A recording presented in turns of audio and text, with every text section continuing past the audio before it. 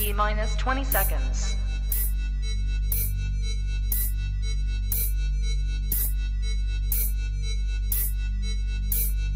10, 9, 8, 7, 6, 5, 4, 3, 2, 1, 0. I'm supposed to be the franchise player, and we're in here talking about practice. I mean, listen, we talking about practice. Not a game, not a game, not a game. We talking about practice. Yeah. Not a game, not a game. Me. Bam, bam. Get me, man. Not a game. Slap that like she scored 30. What are we even talking about, man? We talking about sports here. Welcome back, baby. Championship weekend is here. Championship As weekend. You see, it's just two of us today. We're short two men. Ron is celebrating his birthday in Vegas, hopefully winning big. He did post yesterday 2 plays that did cash. So we hope the good luck streak continues for Ron in Vegas. So he posted those and winning Ben tickets. is down in the valley with family celebrating, and he'll be driving back home today. Nice. Well, it is championship weekend. This is why we get up in the morning, fellas. This is why we do this. It's for weekends like this. We got 2 big games, and this is why the teams have been playing all year too. Chance to go to the Super Bowl. Doesn't get any bigger than this. I'm excited for these games. Even though, unfortunately, the Cowboys are not there, heartbreaking fashion. But, I mean, they lost to one of the teams that is playing today. So we'll get to that later. So are we there by proxy since, we lost to them? I guess That's so. sort of I mean, our yeah, thing. we're kind of there. We played them in a close game. Got to take some credit. But, no, I don't want to talk about the Cowboys game anymore. Let's just move on to better things. Well, let's get into it today. Some news around the sports world. And let's start here. Some Rolling. retirements. Big Ben retires from the NFL after 18 long seasons, all with the Pittsburgh Steelers. Got to salute. One team, bro. Got to tip your cap to Ben Roethlisberger for that. 2 Super Bowls. I think in 2 different decades, right? He got it in 07 Yes. and 10, if I'm not mistaken.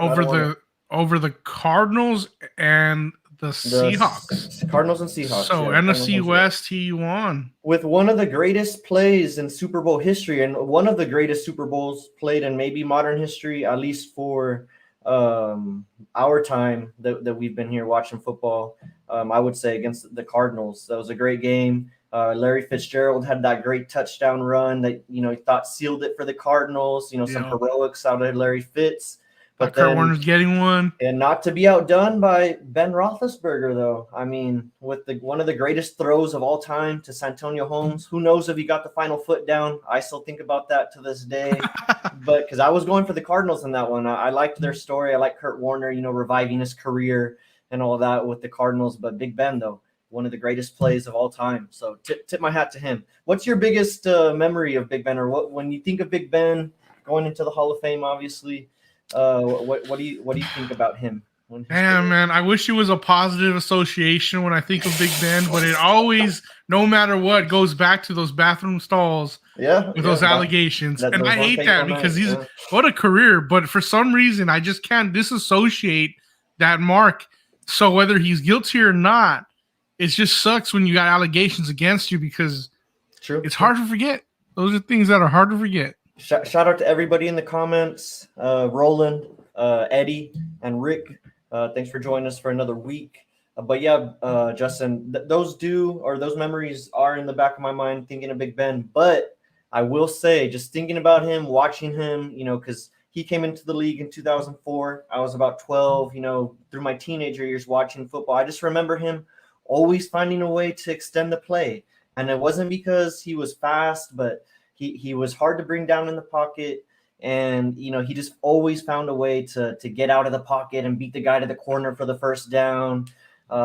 He's one of those guys, and obviously you can't talk about Big Ben without talking about playing through injury. Another guy, tough dude, warrior until the very end. The injuries kind of did him in.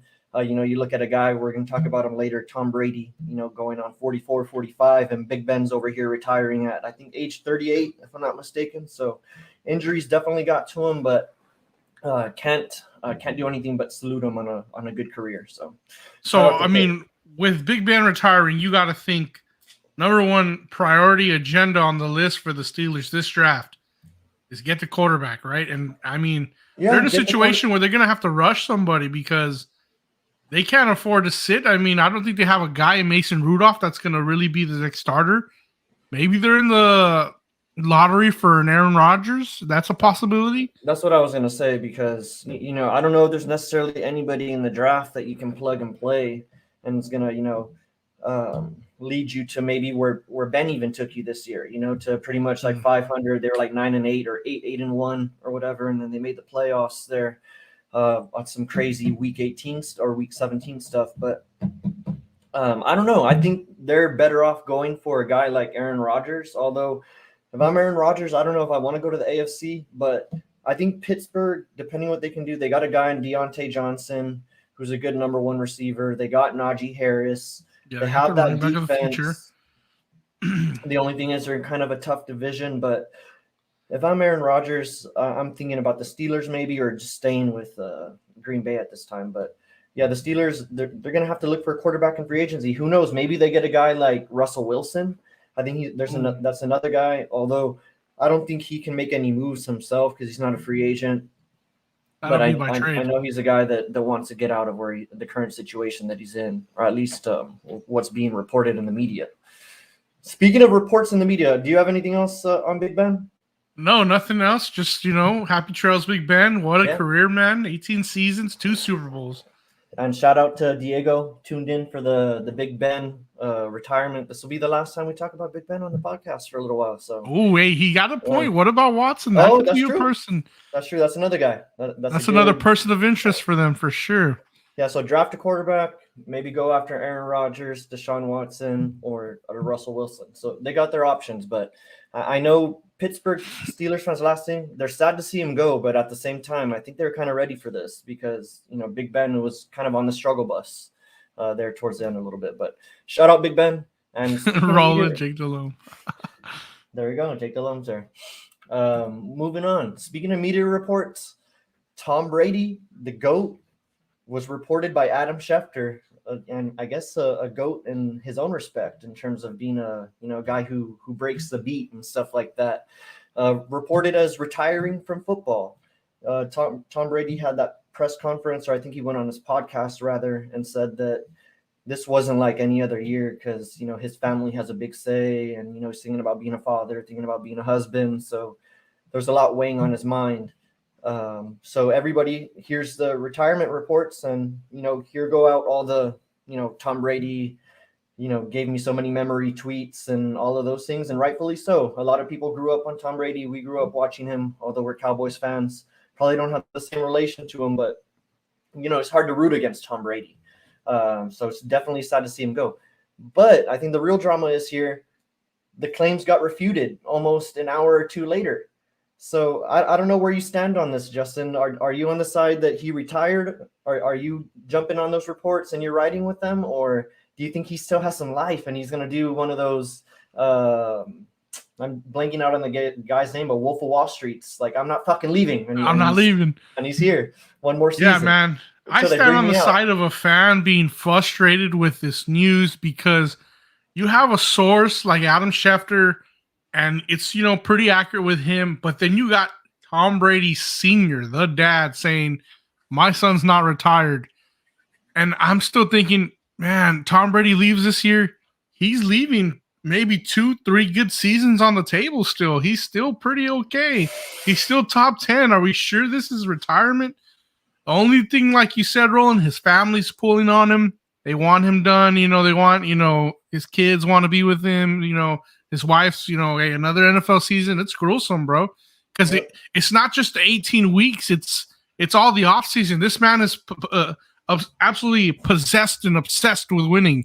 So, Tom Brady is 24/7 about it, even when it's offseason. So, and with it's frustrating, bro. And with something like this, and especially with a guy like Tom Brady, and playing quarterback and at the level that he's playing at. He's playing high stakes every season. He's playing for rings. He doesn't get there every year. He only plays for rings, bro. He only plays for rings. So you can't do that and be 1 foot in and 1 foot out. You're either all in or you're all out. I mean that's just the way it is with something like this. When you're one of the 32 NFL quarterbacks and you're Tom F. and Brady, going for Super Bowls each year. And just like you said, Justin, it's more than just the games on Sunday. It's the off season is getting ready for the games. The TB12 method 24/7. The TB12, exactly. A lot goes into it, but I also, I err on the side too. What you're saying, he's a family man, and I think he's weighing that, and I just don't know what else he has left to prove at this point. That's what it comes down to, Roland. What does this man have left to prove in the NFL aspect of life? He's done it all. Seven over. I don't see that being challenged, in my opinion. The craziest stat to me that I was reading last night, I was up late after I had some dinner with my family. I was, scrolling on my phone on the couch, and I come across a tweet talking about Tom Brady. He won 3 Super Bowls in his 40s. So, all those detractors that have been saying he's washed for years, or they're preying on the Brady downfall. I mean, he disproved all of those guys. And then he disproved the people who said, hey, maybe, there's a little bit of he needs Bill Belichick to win a Super Bowl. He did that in the very next offseason during COVID, or the very next season, he won a Super Bowl with his new team. I mean, he has nothing left to prove. I think that was probably the last, chip on his shoulder, maybe, is proving that he can do it without Bill. And he did it at age 43. Here's a guy that you talk about. What career was better, his first 10 years or his second 10 years? Shit. I mean, that's just crazy. I mean, wow. And the Super Bowls that he lost were razor thin, too. I mean, you talk about the Eagles Super Bowl. That one was crazy. What was the other one that they lost? Eli Manning twice. The Eli Manning one with the catch on the top of his head, like to extend the plays. Like, man, it took a lot to beat him in the Super Bowl. And I've been seeing these tweets also. Where do you put him above like guys like Michael Jordan in terms of like greatest athletes of all time? Like, I hate that. I hate those conversations because I feel like those are different sports. Yeah. I saw somebody laughing at Babe Ruth being included in those pictures. It's just like, that was a little random. Yeah. No, I hate those conversations when it's cross sports because you can make arguments for your sport, whatever sport you prefer the most. Let's just, acknowledge that these two guys, Michael Jordan, Tom Brady, are the greatest in their respective sports. Yeah. And Roland, good point here. Some questions about what happens to the rest of the Bucs.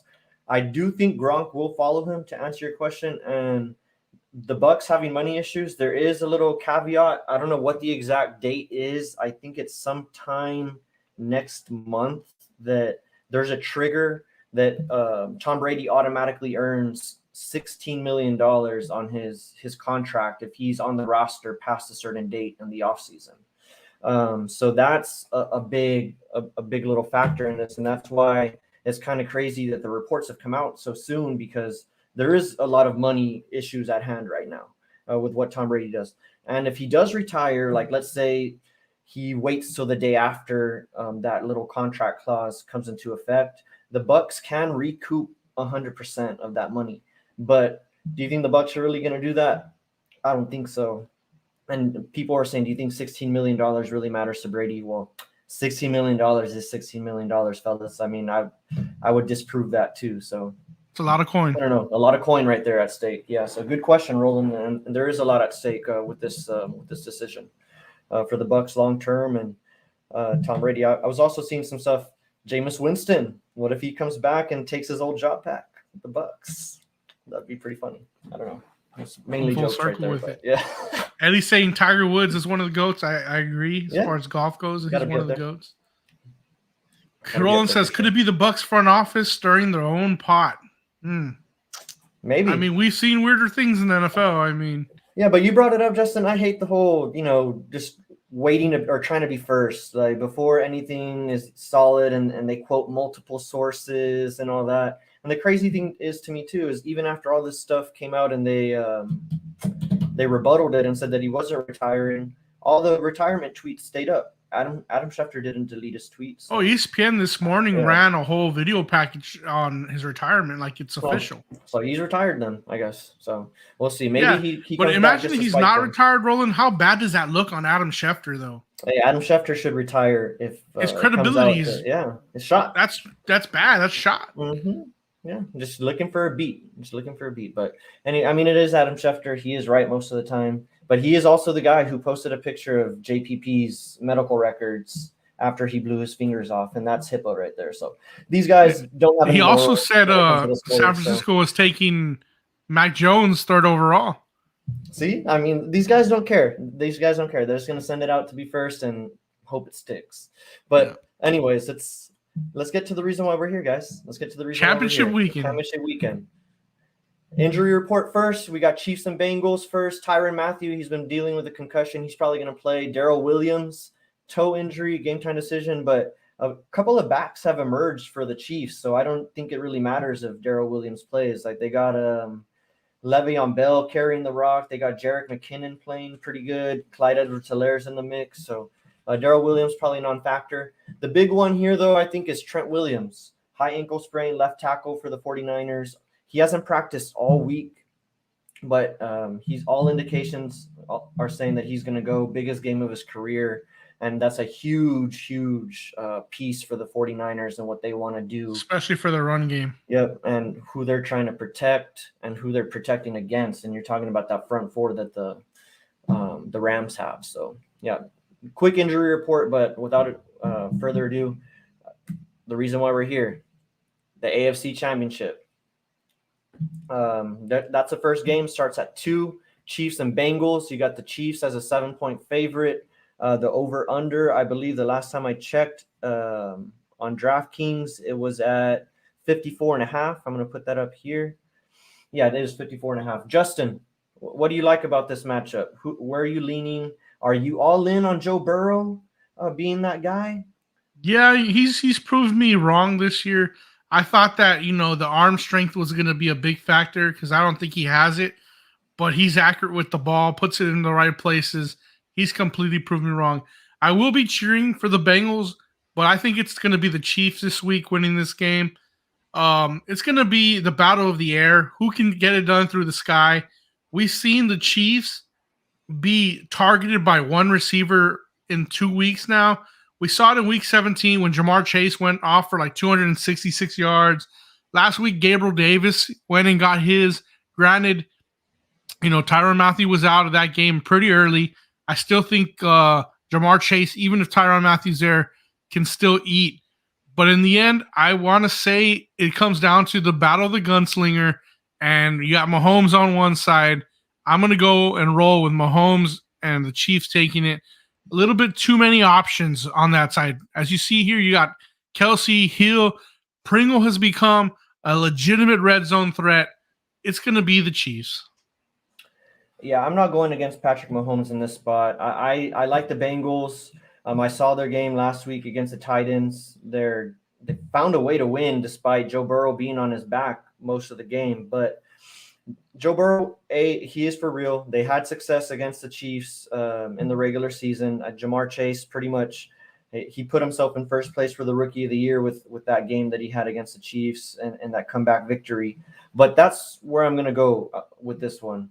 I think the Chiefs, they had the game in tow that first go-around. They were up 28-17 at halftime, and then Jamar Chase just went bonkers on them. A couple blown coverages, some bad calls also that went against the Chiefs in that game.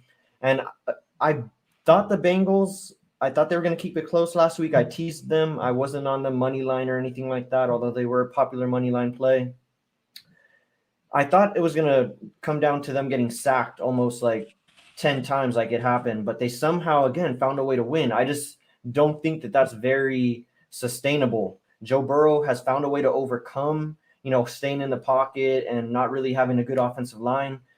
But I think at some point that's going to catch up to you, and I think that's going to happen here in this game. Right. And then, again, I go back to the Chiefs. They had them in that Week 17 matchup 28-17 before they got outscored. I want to say it was 17-3 in the second half. So I don't think that's going to happen again. And then Patrick Mahomes, without further ado, I mean, he's been a stud in the playoffs. His playoff stats, 3,000 yards, 25 touchdowns, 5 interceptions in 10 games. It's just not smart to go against Patrick Mahomes in the playoffs. He has an immaculate record in the playoffs too, so I'm just not going to do that. And I'm confident in them to cover that -7 because, like I said, I think they were handling them in week 17 or whenever they last played, and I think we're going to see more of that here in the conference championship game. I think it's going to be scoring, but I like the Chiefs to be up most of this game. And if you can tease the Bengals maybe at plus 14.5, if you can catch the hook, I think that's money. And if you have the hook too at plus 7.5, that's also a good number. But I like the Chiefs here to win and get back to the Super Bowl. I don't have much else to say really on this game, other than I think the Chiefs can take advantage of this Bengals secondary. I know they got Eli Apple back there, just waiting to get taken advantage of. They got some weak links also. And then again, I just think it comes down to the trenches. I think the Bengals are finally going to, get caught up to in terms of giving up all those sacks. And yeah, that's where I'm at with this game. Yeah, I don't have a lot more to say other than just to reflect on the season. The Chiefs, great season. After week 3, after week 4, they were kind of written off. People were saying the Bucs broke them, they're done, and look at them now. 4th AFC Championship game at Arrowhead. They're not done. Yeah. They're here to stay. They're not washed. I'm sorry, Josh. I know you say they're washed, but they're not. No, they're not. They're still here. They find a way to get it done. I think it's going to be a high-scoring game because, like we saw last week, the Chiefs can be taken in the secondary. But I'm not ready to go against Patrick Mahomes in the spot at home. So we'll see what happens here. It's the first game. I think it's going to be a banger. But let's get to this second game, which the line indicates it's going to be a much closer game than the 7-point spread that we have. We got ourselves in kudos on the graphics on this one, Justin. I like the background that we got here. We got the Chiefs. We got the Rams versus the 49ers. The Rams are 3.5-point favorites, and the over-under is about 9 points shorter. The over-under, the last time that I checked, is at 45. So Rams minus 3.5, 49ers plus 3.5, over-under 45. Where do you lean on this one, Justin? This is the game that I have so many question marks on.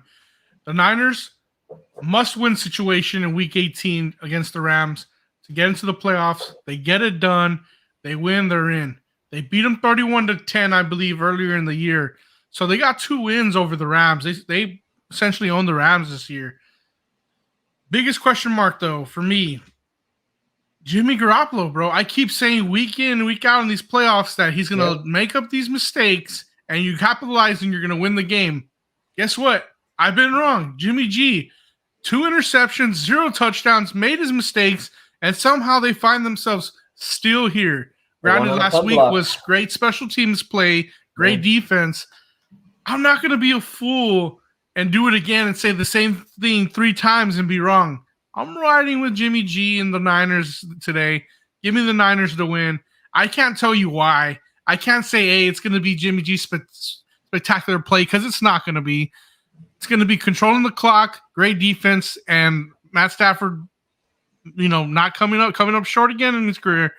Give me Jimmy G and the Niners. I mean, I don't really have a lot to say and give you a real reason why here, other than they just keep finding their way. Well, just to dress it up a little bit, the 49ers, they beat them twice in the regular season, right? They beat them in a must-win game towards the end of the season where I think they handled them, and then they won a closer game. I think it was like 27-24.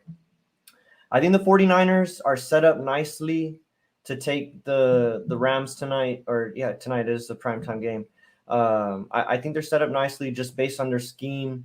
They run the ball in certain areas where the Rams are not good at protecting, and they also throw the ball towards the middle of the field, short middle of the field, more than any other team in the NFL. And just to take it a bit further, this postseason, Jimmy G has only thrown the ball in the air longer than 15 yards 3 times.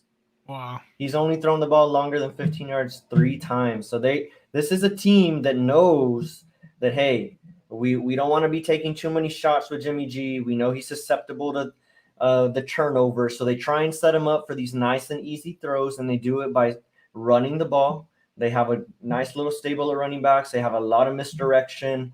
They run motion, pre-snap motion. That's been the big thing in every podcast or everything that I've listened to this week. They just talk about how on almost like 40% of the plays, or more than 40% of plays, the 49ers, they run pre-snap motion more than anybody else in the NFL. So they try and disguise what they're doing. And that is a crazy matchup when you talk about the Rams, because the Rams, they disguise their coverage more than anybody else in the NFL. The Rams, they come out and make you think that they're playing zone pre-snap, and then they come out and they're playing man-to-man, or they do the opposite. So that pre-snap motion, that really screws with you, because usually when you're rotating that guy from side to side, that slot receiver or whatever, you're trying to find out if the defense is in man or the defense is in zone, depending on if they follow or what have you, or the adjustment that they make to your motion. So it's a really crazy schematic war between McVay and Shanahan, which is also another thing that people have been talking about, is that McVay can't beat Shanahan. So you got to think at some point McVay gets the monkey off his back. And that's probably the one thing that scares me about this whole matchup, is that the 49ers have owned the Rams. So you got to think at some point the Rams get the monkey off their back, and what bigger spot to do it than in the NFC Championship game at home. But nonetheless, I think the schematics are the schematics. We talked about the injury with Trent Williams. If Trent Williams can at least be 80%, I'll be okay. But, he has that high ankle sprain, and if he goes down, things can get ugly. Because we talk about Aaron Donald, we talk about Von Miller, who looks like he's turning back the clock a little bit. They still got his Floyd playoff back there. career is just up through the roof. Bro. So he's showing out. It's scary stuff on that Rams front line. But if Jimmy G, again, like we talked about, if he can just avoid giving the game away, which he has thus far, he's played good against the Rams so far. I like the Rams to keep it close. The 49ers to keep it close. I like the 3.5. If it was maybe a 3 or a 2.5, I might lean the other way. But I like the 49ers and the 3.5 points. I think it's a close game. It's more of a toss-up to me than the first game with the Bengals and the Chiefs. Yes, I think that's absolutely a little bit more clear-cut to me. I think this is a true toss-up when you talk about how the teams match up with one another. They both set up nicely to do things that the other teams are weak at. So I just talked about the 49ers' strengths against the Rams' weaknesses. The Rams, they have OBJ, they have Van Jefferson, they have Cooper Kupp, the best receiver in the game right now. And I talked about it when the Cowboys played the 49ers, and that's part of the reason why I took the Cowboys to beat the 49ers, was that the 49ers are 31st in the league against the deep throw. Where did the Cowboys beat the 49ers? That one play, it was on a deep pass to Amari Cooper for that touchdown. That's where they had their most success. These guys, the Rams, they are set up to take advantage of the 49ers. And I've been waiting for somebody to do that, but the weather kind of bailed them out, maybe, if you think about it, last week. So maybe Aaron Rodgers didn't take as many deep throws as he typically would have in a clear weather game. But if the Rams are going to beat the 49ers anywhere, it's on the deep pass. And I'm just waiting for somebody to take advantage of it. So it's a great schematic matchup. I like the 3.5 in a situation like this. Some props. I like Cooper Kupp. If you can get him at 7 catches, both matchups against the 49ers, he went over that number pretty easily. And I'm on that 3.5. And if you can tease the 49ers plus 3.5, I would take that too. But it just scares me because, like Justin said, it's the whole Jimmy G factor, man. Like, it's just accounting for that. I said he's only thrown the ball over 15 yards 3 times this postseason. Hasn't thrown a touchdown this postseason. Yep, it's a crazy game. So much can happen. The 49ers defense, I will say one more strength or one more schematic thing that I like about this matchup is both quarterbacks in this matchup are good against the blitz. Jimmy G was 2nd in the league against the blitz. Matthew Stafford was number 1 in the league against the blitz. Where did they beat the Buccaneers last week? It was when the Bucs sent a blitz on that last on the drive. last play like that. What was that, dude? Come on. Yeah, people were talking about Todd Bowles as a head coach. That might have lost him a head coaching job right there this offseason. He's still a good coach, but blitzing in that situation was horrible. Matthew Stafford made him pay. Cooper Kupp made him pay. That's where they beat you. The 49ers, I just talked about their weakness in the back end of their defense. They blitz the least out of any NFL team in the league. So I think it sets up nicely to make, Matthew Stafford beat you when you're setting back with your 7 guys in coverage instead of, sending people. You got to have your whole secondary back there to beat these guys. So a lot of schemes. It's going to be a good game. I'm glad this is the last game because I do think it's going to live up to the expectations of being a close game. I like this game a lot, Roland, also for the storyline aspects of this game. You got 2 NFC West rivalries. They've played each other twice already. 2 coaches from the same head coaching tree, both coached in Washington. And then you have the whole LA not selling tickets to 49ers fans, trying to keep the 49ers fans out as much as they can. There's a lot of storylines at play here. This is going to be a very interesting game. It's going to be heated. It's going to be close. I like this game a lot. Well, they call SoFi Stadium Levi South. I've been looking at some 49er blogs and 49er Twitter, and they call it Levi South. They're going to make it red. It was pretty much a 50-50 split the last time they played in the regular season at SoFi. And, I mean, they almost did that to Dallas, too. Yeah, Stafford was having trouble listening to plays on the field because of how loud the Niners fans were at his own stadium. So, I mean, when you think about that, I mean, let me ask you this. Do you think the game would be like a PK if it were being played in San Francisco? Like if San Francisco was the favorite right now, or do you think, if they were at home, do you think San Francisco would be the favorite or it would be a pick 'em? Yeah, I think so. And I still think this line's still weird when you got 2 wins over the other team, yet the other team still comes in as the favorite. I know you're at home, but it's a little bit of history. 2 wins. This is the 4th time that's happened where I think division foes are playing each other in the playoffs after one of them sweeping the other. And they've actually, in all 3 occasions, like, for example, the 49ers sweeping the Rams in the regular season, and they still find themselves as underdogs. That's happened 3 other times where the team sweeps the other, but they still come in as an underdog, and they've won 2 out of those 3 times. Wow, so the odds are on their favor too. Having their number. Yeah, exactly. It's trends. Who knows what happens with trends, but a lot of them are pointing in the 49ers direction in this one. But, man, it's going to be close. Is there any other plays or anything that you like in this matchup? Not in this particular game because, like I said, it's just hard when you got Jimmy G as your quarterback, how to bet, where to go. The only thing I'm looking at is maybe running back overs, for San Francisco. Yeah, Elijah Mitchell, whatever his number is. Look at that. I like Elijah Mitchell's number. I do like Cam Akers under because he had 2 fumbles last week. Yeah. Shoot, he was a guy, I had a ticket on him anytime touchdown scorer. I thought he was for sure going to get in. He had a couple chances at the 1, didn't come to fruition. But he had those 2 big close fumbles. in the red zone, no? Yep. Mm-hmm. And that's the reason why the Bucks had a chance to come back at the end because of Cam Akers' fumble. So people are expecting, because I'm saying people because this is a popular play right now, Cam Akers under, I think it's at 59.5, depending where you can get it, rushing yards, is that his usage is going to be down because of those 2 fumbles. Yeah. They might go a little bit more Sony Michel than Cam Akers in this one. Makes sense. You fumble twice. You ain't getting the balls much. And then, Cooper Kupp's going to score a touchdown, so you might as well throw a little bit on Cooper Kupp anytime touchdown scorer. And OBJ, he's been getting in the end zone too. So I would look at those 2 guys because, again, I do think this is going to be a higher scoring game too. That's totals at 45.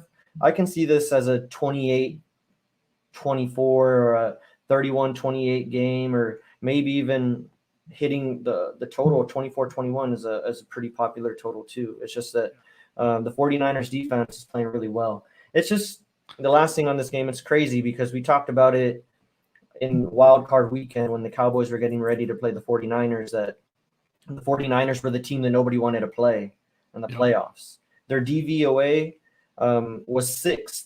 So the Cowboys had the number 1 DVOA, and they were playing the highest ranked wild card team in terms of DVOA, 6. So, the record, when you look at their regular season record, not too crazy, it doesn't pop off at you, but they have a very solid team, and they got a good coach in Shanahan. So it just makes you think, like, is Jimmy G the problem? That was a big debate this week too. Is like, is Jimmy G playing bad, or is he good for the 49ers? I think the answer to that is he hasn't been playing good, but he hasn't been bad. Yeah, but he hasn't been. Man, it's just.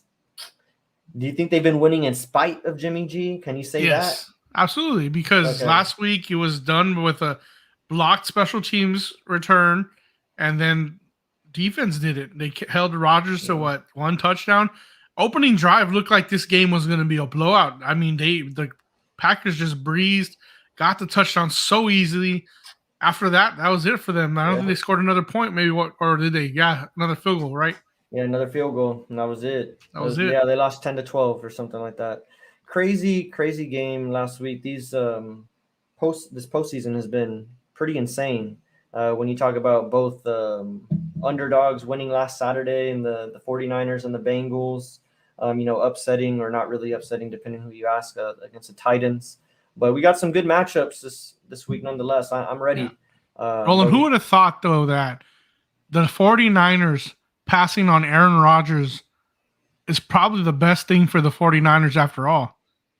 What do you mean, in terms of drafting them, or by not drafting Aaron Rodgers?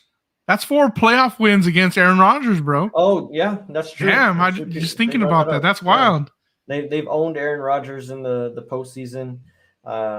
He can't seem to get past them every time he comes up against them. But Aaron Rodgers can't seem to get past anybody in the playoffs since he won a Super Bowl. So, I was talking to someone yesterday. I got to ask you, Roland.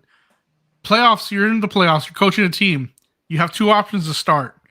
You can either start Aaron Rodgers or Eli Manning. Who are you starting? Man, I'd probably still go Aaron Rodgers, but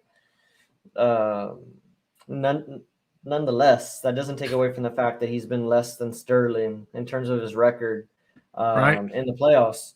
I know people, you don't always want to look at wins and losses for quarterbacks. That's not the greatest indication, and he has played pretty well. But, the fact of the matter is it's a failure on the organization for only getting 1 Super Bowl out of Aaron Rodgers. And, Aaron Rodgers himself has come up short in some moments too, missing some throws and some turnovers. And, I mean, only mustering 1 touchdown in the division game at home. I know it was snowing, but, I mean, that's just supposed to be an advantage. He was talking about how I saw a clip. It was after they lost to the 49ers in Levi or in Candlestick. I don't know when it was, but he's like, oh, of course this game would have been different if we were played in Lambeau in the elements. You got to think we'd have the advantage there.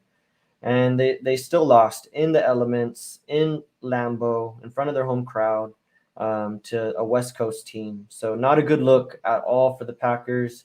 But yeah, I don't want to talk about the Packers anymore because they lost last week. But 49ers Rams should be a good game.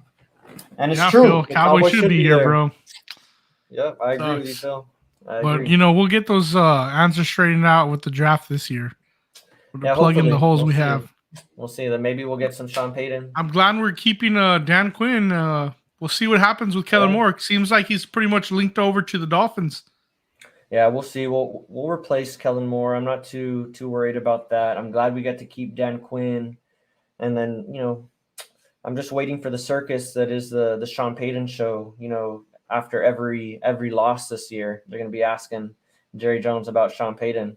And I thought it was interesting. He went on, I think it was the Dan Patrick show, and he's like, hey, what guys, Sean Payton, that is, he's asking Dan Patrick to pretty much ask him how he would have handled the Cowboys, that last 13-second or 14-second fiasco that they had there against the 49ers. And he's pretty much said what he would have done and how the Cowboys did everything wrong on that play. So Sean Payton definitely wants a job. It's just a matter of when it's going to happen. And unfortunately, he's probably going to take a trade. Yeah, because the Saints still own his rights. So you gotta look out for that. But we'll see. But yeah, is there anything else you want to talk about, Justin? Nothing. Just excited that, Conference Championship weekend is here. It's been a long season. We've covered the most of it. And now we're seeing, the ending, and it's sweet, seeing this championship come here today. Come full circle. Looking forward. We've been here since, those divisional breakdowns. I do want to say, I was pretty high on the 49ers. I didn't think they'd make it all the way to You've been a very high on that coach for a while now. So yeah, but I was high on them in the preseason. Like I said, the regular season was kind of weird with them because if you look at their record, again, it doesn't pop off the screen, but all like analytics point towards the 49ers being one of the top teams in the NFL, especially with that sixth ranked DVOA. Of course, it's led by their defense, but still got that sterling run game that's going to give the Rams some trouble. So again, I'm on the Chiefs and the 49ers here, and I think Justin's on the same boat here. But I will be cheering for the Bengals because I do like Joe Burrow. Just don't believe it's going to happen. Joe Burrow, he's generational. I like him. Yeah. But yeah, I mean, him and Josh Allen's going to be nice for a few years. The new young talent of quarterbacks is there. See if Deshaun can find a team because he's there too. Yeah, for sure. And we'll be here to talk about it. And we'll be coming with some podcasts this week on Thursday.